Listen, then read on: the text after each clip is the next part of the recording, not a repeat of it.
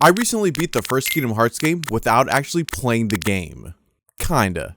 So I wanted to try something fun in the game I've played through hundreds of times and I've spent a countless amount of hours in. So I had a thought.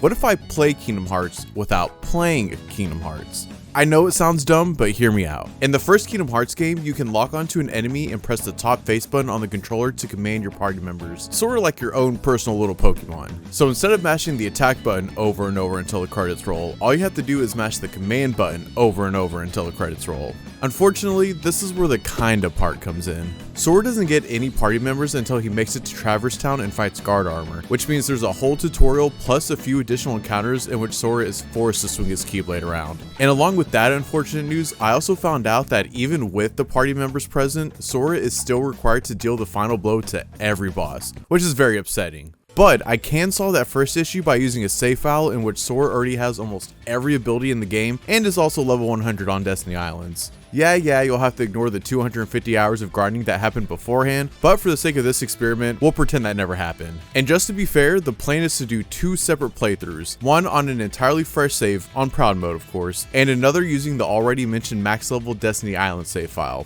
also on Proud Mode. And I'm going to refer to these runs as Normie and OP respectively. But before we dive into the playthroughs, I need to clarify what playing the game means regarding this challenge, and it's basically any offensive focus attacking. So defensive abilities such as blocking are fine, defensive magics like Arrow and Cure are fine, and passive summons like Tinkerbell are also fine. My rationale is that Kingdom Hearts is a hack and slash, so hacking and slashing is playing the game, and everything else is just a way to help you stay alive so you can continue hacking and slashing. Listen, I understand that the kinda is doing a lot of heavy lifting here, but I tried to stay true to the spirit of the original idea as much as possible. And I do stream all my challenges right here on YouTube, so be sure to subscribe if you want to watch these types of experiments performed live, or if you just want to see the polished and edited video like this one after the fact. But with all that out of the way, allow me to tell you how I beat the first Kingdom Hearts game without actually playing the game.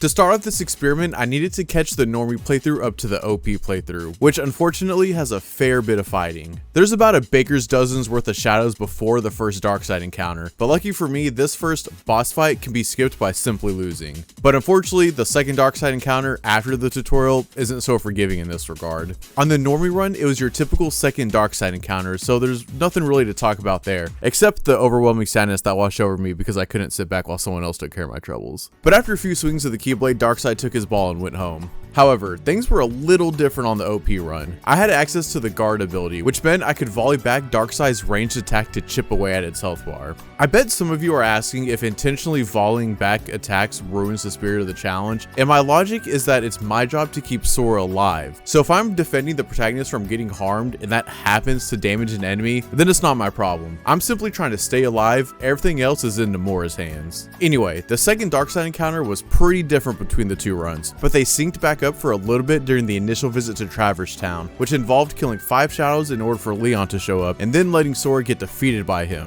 Eventually, Sora does meet up with Donald and Goofy, and it's finally time for them to pull their weight. By this point on the Normie playthrough, Sora was only level 5, so all I could do was sit as far back as possible and command my new allies. This was tough. I didn't have any abilities yet, and I couldn't do any level grinding because only the party members can do the fighting in this run unless it's absolutely necessary for me to fight, like during the sections in which party members aren't around. As soon as you meet up with Donald and Goofy, you're immediately put into an encounter with a handful of soldiers, followed by the guard armor fight, so I had to try and survive this encounter without any abilities. So no guard and no dodge roll. But there's one move in particular that's impossible to dodge, and that's the spin attack that guard armor uses. Now this move can be parried, but performing a parry means pressing the attack button, and that is off limits for this run. A parry here might seem like the same thing as volleying back Darkside's orbs with a guard, but the difference is the action that caused the event. A guard is a purely defensive maneuver, and a parry is a result of an offensive move deflecting an attack. And if I whiff a parry and end up landing an attack, then this time around, it is my problem, because I clearly pressed the button that toggles the attack command, and that for sure doesn't align with the spirit of the challenge. But I gave it a good 45 minutes and multiple deaths before I just gave up and started wailing on guard armor. Because of that spin attack, I think it's impossible to let Goofy and Donald take this boss out on their own, but if someone wants to prove me wrong, please do so. The silver lining here is that now Donald and Goofy are never leaving my side. for now. So if I run into this sort of situation again, I can just have them grind out some levels. Shockingly, the OP run went very smoothly. I had guard and a crazy amount of health on my side, but honestly, none of that mattered because all the party members scale to Sora's level, so they're also just insanely beefy. I mentioned this earlier in the video, but Sora must land the final blow on the bosses in order for the game to progress. And since guard armor is made up of 5 different pieces, that meant I was forced to land a finishing hit on each of those pieces. But the whole process only took about a minute and a half, so already the differences between the two playthroughs is night and day. Back to the normie side. I decided that I needed Donald and Goofy to strengthen up a bit, so I spent about 30 minutes letting them beat up the Heartless around Traverse Town to get some of that sweet nectar, also known as experience. Since the duo is basically made of paper this early in the game, it was a lot of letting them defeat one enemy and then reloading the area so they could defeat another enemy. But eventually Sora hit level 8 and the party acquired enough money to buy Donald a fancy new staff. Next was to fly the gummy ship to the next world on the map. And in case you're wondering, the no attacking challenge does also apply to the gummy sequences. It actually adds a little bit of spice to these mundane sections, and I'm not going to talk about it every time the team steps foot inside a gummy ship, but just note that it's actually possible to pass every single gummy sequence without firing a single blast, while in the default ship, may I add. You just got to know how to thread the needle in certain spots. But now the normie and OP runs were synced back up again, and it was time to prove Alice's innocence in another unfortunate encounter, in which Sora is forced to perform some attacking maneuvers. It is a little weird that Donald and Goofy can damage the tower, but it is what it is. And after a little more grinding with the normie playthrough to get Sora to level 10, it was the Trickmaster's turn to get walloped. And after one attempt, I realized it was going to be beneficial to get the scan ability, but since I chose the shield at the beginning of the game, I wasn't going to unlock it until level 21, which meant some more grinding needed to happen on the normie side. So I decided to head to the deep jungle to let the party get their experience there, because getting Cure as soon as possible also sounded like a good idea. So after subbing out Donald for Tarzan and letting them defeat Saber, I spent about 3 hours just hanging back and getting enough experience needed for level 21 so I could get Scan. And having this ability as a reference for the damage the party was doing was very nice. After continuing a bit further into the world, there was another section in which the party members' damage doesn't count for some reason, which means kinda has to step in again. But once that hanging bag of stuff was taken care of, it was Clayton's turn to feel the wrath of the Tarzan-Goofy combo. They were pretty overleveled for this fight, but it still took a good 10 minutes because Sora got caught by one of Clayton's blasts, which caused a restart. And I also had them deplete the Stealth Sneak's health bar while he was separated from Clayton, but other than that, the fight was pretty straightforward thanks to the overleveling.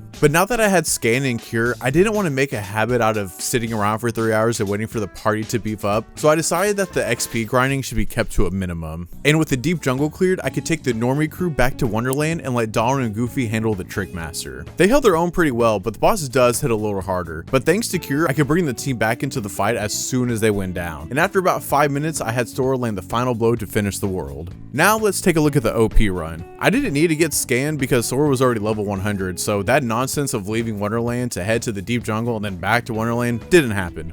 Goofy only had to land 2 hits on the Trickmaster for it to fall to its knees, and then the duo melted its health bar. The boss didn't even have time to light his torches because the beating was so bad. And then the team made it to Clayton in the deep jungle, and it only took them a little over 2 minutes to beat him up. Goofy's tornado ability quickly became the MVP of both runs because that move just does so much damage. Next up was the second visit to Traverse Town, where Sora had to use fire to open the door to Merlin's house, which luckily is the only use of offensive magic for the entirety of the game. But you're already well aware of the work that Kinda has been doing, so let's just move on to reverse armor. This fight is just like guard armor in the sense that multiple pieces have to be taken out by Sora's final blow, and really the hardest part of this encounter was the duo's attacks getting interrupted by reverse armor's attack. This really wasn't an issue on the OP side though, because they just deal an insane amount of damage. But the normie side was another story. I only had so much MP as Sora, so I couldn't keep Donald and Goofy alive the entire time, and reverse armor can basically one-shot them around the level 20 mark. Now the duo will return to battle eventually, but it takes around a minute each after their health bars disappear, which means I just had to run around and wait for them to wake up, fall asleep, wake up, fall asleep, and so on. But eventually the normie run got there in about 15 minutes, while the OP run took about 2.5 minutes. Agrabah was the next world to tackle, and things on the normie side were rough. It took Donald and Goofy 15 minutes to save Aladdin from the sinkhole because they just kept dying, and then the bandits would start chasing me, and it was just difficult to stay alive under those circumstances. Now obviously they rocked those bandits during the OP run, but the normie run forever changed my opinion about this section of the game. Like, I start shaking in my boots just thinking about it. But then you couple that fear with the strangeness of the the pot centipede encounter, and this world was just completely different than a typical playthrough of Agrabah. Donald and Goofy couldn't damage the pot centipede, and I couldn't lock onto the individual pot spiders themselves to cause the break to happen, so I just had Sora run around for 20 minutes until randomly the pot centipede started taking chip damage. Now, I found this nice cozy spot right next to Aladdin's place where I could hang out and the centipede couldn't fight me, so it was just a waiting game, but it was still weird how it didn't take damage and then it started taking damage for some reason. If anybody has any insight as to why that happens, please let me know in the comments. The same thing happened on the OP side, but since Donald and Goofy had more abilities at their disposal, they were able to use them to break the pot centipede up, and that allowed them to deal damage and eventually delete the health bar in 1/10 of the time. But don't worry, because there was more frustration with the next boss encounter, the Cave of Wonders. Thanks to those bandits ruining all the fun, I couldn't heal Donald and Goofy because I needed Sora to stay alive himself. So it was a bunch of running around and healing myself a few times, while the party members laid unconscious on the ground until I got hit at Mach 12 by one of the bandits. However, I definitely overcheesed this boss fight on the normie run. I got fed up of waiting for Aladdin and Goofy to wake up from their nap, so I just stood on the snout of the tiger and then deflected each eye blast with guard to chip away at its health. Luckily, I didn't have to do that on the OP side because Donald and Goofy weren't fighting against their own fatigue while fighting the boss. The hardest part on this side was just waiting for the tiger to dip its head so the crew could land their attacks, but it was still very quick. Another quick but super frustrating fight was the next one with Jafar, because Donald and Goofy did not want to jump onto the platforms to land any attacks, which meant it was all up to RNGesus for Jafar to hopefully use the attack where he chases Sora, so I could basically guide him to the party members. What's funny is that on the normie side, Goofy immediately used the tornado ability, so he was able to reach Jafar as soon as the battle started, and Aladdin has crazy hop, so he was also able to reach Jafar on the platform. But since they were doing virtually no damage, they couldn't finish the job in that initial barrage. If Goofy happened to use tornado off-rip during the OP run, he probably could finish the battle from that one use of the move, because Jafar isn't all too beefy. Now, the last boss fight during Agrabah was awful. Genie Jafar isn't a hard fight at all, and it's really down to Iago's flight pattern, but for some reason, Iago did not want to stay still, and it was almost impossible for the party members to land a single hit on the lamp before the dumb bird just flew away. It was really a battle of the crappy NPC AI, and Iago definitely had the upper hand. Next was one of the best worlds for a run like this because you have three party members to help you out. There honestly isn't too much to say about Monstro regarding this experiment though. Phase 1 is awesome because you have Riku to help you out, and Phase 2 is basically Phase 1 but no Riku. The time consuming part here during the normie run was lining up the cage parasite during Phase 2, since only Goofy's tornado can reach its head if they're behind the parasite, and unfortunately Goofy doesn't have infinite MP, so I just kept running around in a circle and letting him and Donald get a few hits in every lap. Conversely, I have a lot to say about Halloween Town regarding this challenge, but I'll just sum it up in a few words. This section sucks, this section sucks, I hate these kids, this fight is way too long, and this section super sucks.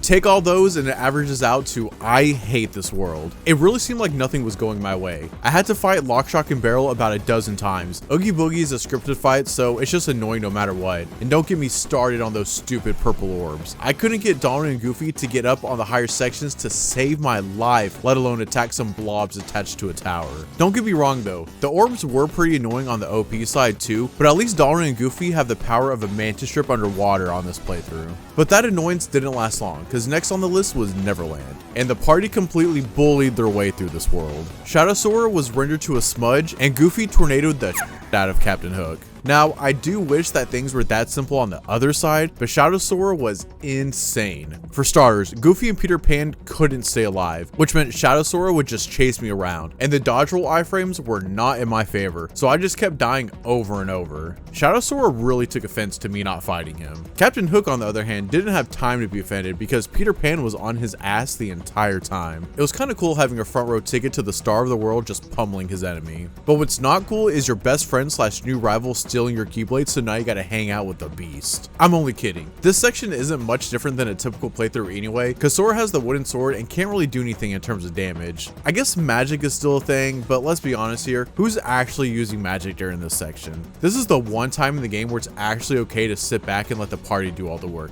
It's the freaking beast, man. But after opening the door to the big mansion, it was time to get serious, because Hollow Bastion is when the game skill checks you. It is a small skill check, but it's still skill check nonetheless. Honestly though, when you're constantly dodge rolling and avoiding Riku, this fight is a piece of cake. Sure, Donald and Goofy took a few dives during the encounter, but it wasn't insanely difficult. However, I knew the next few fights weren't going to be so simple on the normie run, so I took the torn pages that I had been collecting throughout the worlds thus far and went to go visit Pooh. Specifically though, I went to visit Rabbit's garden to pluck out all of his pumpkins and cabbages. You can find some very valuable items in there, namely elixirs. This is a seriously easy and stress-free way to farm some elixirs in the first Kingdom Hearts game. Just get at least 2 torn pages, go to Rabbit's garden, and pluck away. You only have a 1% chance of finding an elixir from each spot, but while you're grinding for elixirs, you'll also come across a boatload of potions. Too many to carry if you're grinding long enough. So I hung around the garden picking veggies till I had about 20 of them, and then loaded up Sora, Donald, and Goofy with the sweet brews, and then headed back to Hollow Bastion to fight Maleficent. Or watch the party fight Maleficent. This fight was intense, but thanks to Tinkerbell, Sora had an extra shield, so to say. So staying alive wasn't an issue. However, a massive issue was Donald. Donald is not reliable when it comes to anything magic related, even though he's the resident spellcaster of the trio. Every time he casted gravity, even if I had the platform selected, he would cast it on Maleficent, so the platform would not fall, and the only way Maleficent took damage was Goofy's tornado and the occasional super jump onto the platform. Smash the like button if you hate the duck as much as I do. Something cool did happen during this encounter though. Every so often, Maleficent will summon defenders and dark balls to aid her in combat, but the fight was going on for so long that she just stopped summoning them, which was a huge help in keeping Donald and Goofy in the action. Fortunately, the platform gravity situation wasn't an issue during the OP run because the duo outputs so much damage that a couple of smacks to the bottom side of the platform brings it down relatively quickly. Dragon Maleficent was the next fight in the game, and according to my notes, this was one of the most boring fights during this challenge.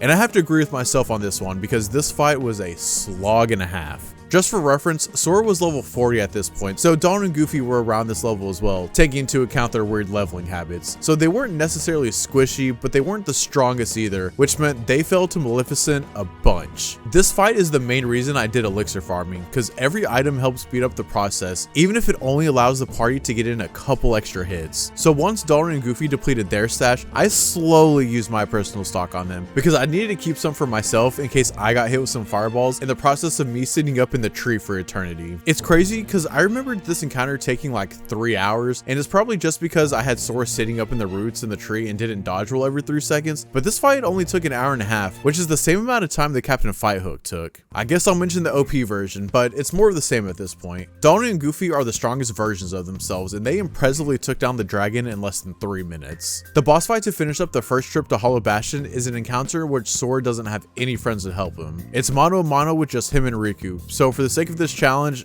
0 out of 10. No potential Goofy tornado equals certified garbage. And before the second visit to Hollow Bastion and the pre-boss rush phase of the game, I went ahead and leveled up Arrow to the max by finding all the Dalmatians because that spell is busted. Not only does it give Sora a crazy amount of defense, but it also damages. So if I happen to, I don't know, run into a couple enemies with Arrow activated, I can help the team out a little bit. Oh, did you forget about kinda? Because I didn't.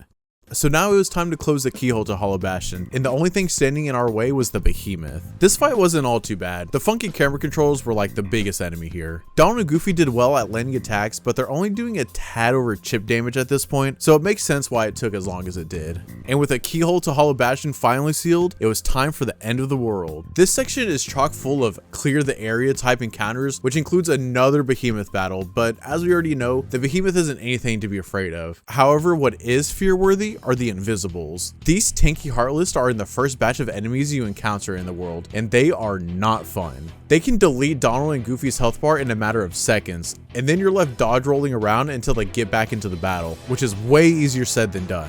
Thank God I fully upgraded Arrow because it kept me alive more times than I could count. Honestly, it didn't help too much because I had to restart the blob battles over and over, but you get the idea. So on the normie side, it took about an hour to get from the first invisible barrage to Chernobog, and on the OP side, it only took about 10 minutes. Speaking of that playthrough, it may seem like I've been downplaying the incredible feats of the OP crew's run, but when you stack it up against the normie crew, it's just, yeah, the level 100 party did it faster, but when you compare the normie crew to the OP crew, it's like, yeah, the average level party did it slower. So for this last boss rush, I'll summarize the normie side so we can show the OP side the respect it deserves. Chernobog was strangely difficult, so I needed to revisit the garden and farm more elixirs. I was grinding for elixirs so long that I was plucking vegetables in my sleep, and the seemingly seemingly endless waves of Heartless took an excruciating amount of time. And I didn't do the Ansem fights on the normie run because I was gonna save that for the next stream on and then kinda forgot about it. Remember, kinda. For reference, the party was around level 50 at the start of the world, and I didn't really want them to go past this mark because then they'd be stepping into the OP party's territory, and I wanted them to be separated by as many levels as possible. But even only a 50 level difference was staggering.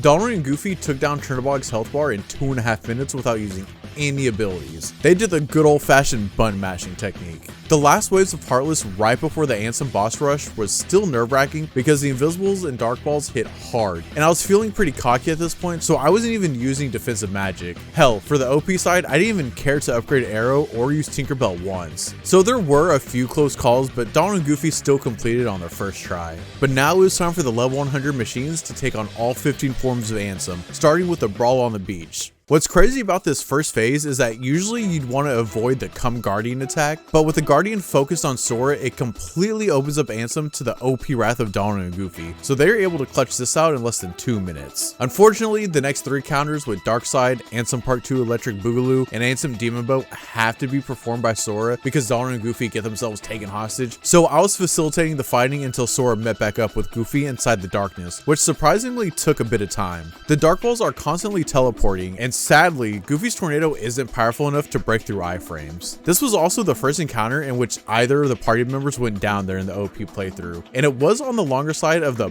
boss fighting, coming in at a whopping 4 minutes. For comparison, the next phase with the face of the boat took Goofy 1 minute to solo by himself. Well, to be fair, I did have to revive him a bunch, so it wasn't quite a solo, but same difference. This boss rush was proving to be quite fun because instead of just sitting back and constantly spamming dodge roll, I got to play support for my teammates without micromanaging my MP and items like I had to during the normie playthrough. Luckily, I didn't have to run crazy support in the second Darkness mission because the Dream Team was back together and they cleared out those Invisibles in like no time. Same with the guts of the boat. Donald and Goofy absolutely melted that health bar. So now the final thing to accomplish was to command my Pokemon in one last encounter with Ansem. And as soon as the encounter started, Donald and Goofy went to work.